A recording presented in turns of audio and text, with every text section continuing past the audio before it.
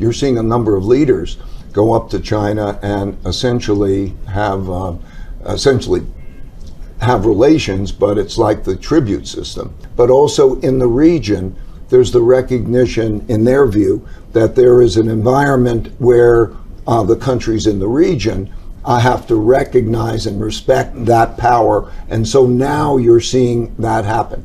That tribute system is not a oppressive, controlling system. It's much more like there's the more powerful have an obligation to behave well with the less powerful, and the less powerful have an obligation to recognize the more powerful, and they should operate in a harmonious way. You say that as far as we can tell, you can tell, the Chinese by and large think they're doing pretty well in the rivalry with the United States right now. China Inc. is making a ton of money.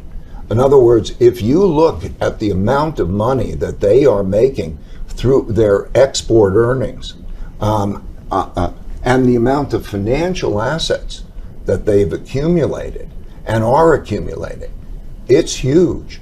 So one talks a lot about trade, but you have to look about money and the quantity of money and their earnings and their raising of living standards and how they're competing in various areas, certainly AI, but robotics and a number of areas. You would have to say that they are doing very well. We say the post-World War II order, imposed largely by the U.S., is breaking down. Would you say China has a substantial say, if not dictating, the next world order? Yes, of course.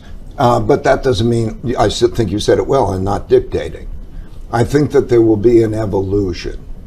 And I think that China's rise in relative power that we're talking about is creating a situation that they will create a tribute system type of system. And what's important and actually practical about that is it recognizes that there are differences in power, okay? The system that we went through, a tiny country in the United Nations could have the same vote as a huge country, and it wasn't a practical system.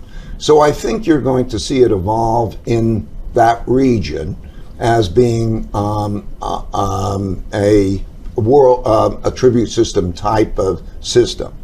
I think increasingly we're going to see that in the world. I don't expect China to be an aggressive military power. I think that you will see economically Chinese companies competing in the world. You're going to see an acceleration of that. The use of the renminbi as a world currency, you're going to see an acceleration of that. It won't replace the dollar quickly, but it's going to grow quickly for transactions. So you're going to see that kind of operation. You're going to see in negotiations, you're going to see that you will not be able to push around China. That it will be a force.